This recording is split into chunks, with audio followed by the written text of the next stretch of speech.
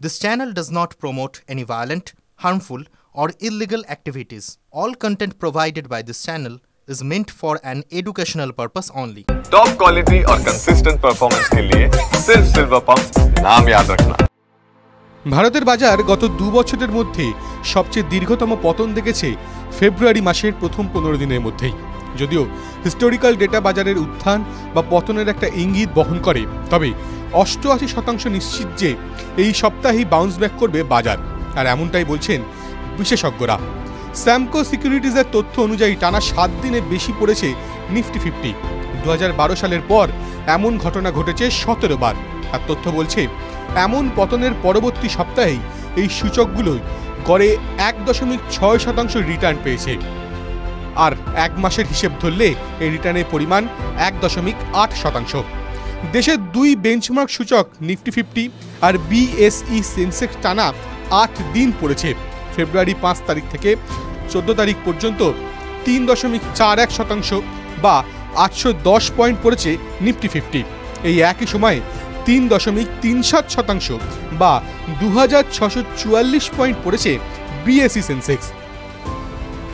স্যামকো সিকিউরিটিজের research analyst Siddhesh Mehta বলেন, যদিও সবচেয়ে নিচে কখন মাপবেন তা বোঝা মুশকিল, কিন্তু হিস্টোরিক্যাল ডেটা বলছে এমন টানা পড়ার পর নিফটি 50 একটা স্বল্প মেয়াদী বাউন্স ব্যাক করে।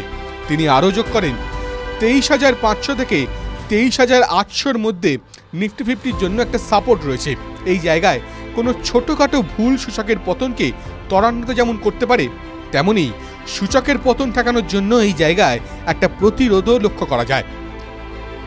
বর্তমানের এই অবস্থা বেঞ্চমার্ক সূচকগুলোকে যতটা না প্রভাবিত করেছে, সমগ্র বাজারের হাল আরও খারাপ করে দিয়েছে।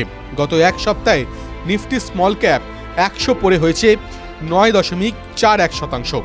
অন্যদিকে মিড ক্যাপ 100 পড়েছে 7.38%। অন্যদিকে বেঞ্চমার্ক সূচক নিফটি 50 পড়েছে 2.68%।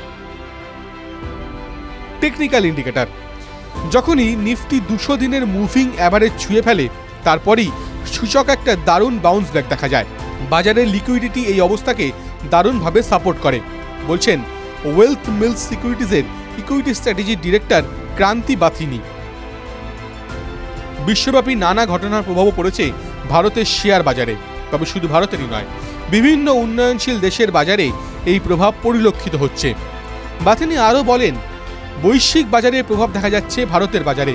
আমরা আসলে গোটা বিশ্বে বাজারের সঙ্গে ভারতের বাজারের যে ফাঁকটা তৈরি হচ্ছে সেটা সম্পর্কেই বলছি। আসলে কিন্তু তেমন কিছুই হচ্ছে না। বিশ্বের বাজার আসলে ভারতের বাজারকে প্রবলভাবে প্রভাবিত করছে।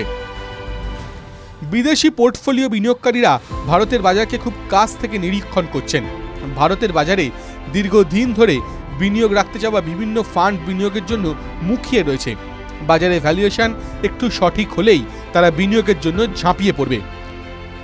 2012 থেকে আজ পর্যন্ত সংগৃহীত তথ্যের অ্যানালিসিস করেছে স্যামকো সিকিউরিটিজ, আর সেই হিস্টোরিক্যাল ডেটা অনুযায়ী এই সপ্তাহে ভারতের বাজারের বাউন্স ব্যাক করার সম্ভাবনা 88%। যদিও বিশেষজ্ঞরা বলছেন, বর্তমান পরিস্থিতিতে বাহ্যিক ঝুঁকি ও পরিকাঠামোগত বাধাসমূহকে যেন উপেক্ষা করা না হয়। TV9 Bangla digital.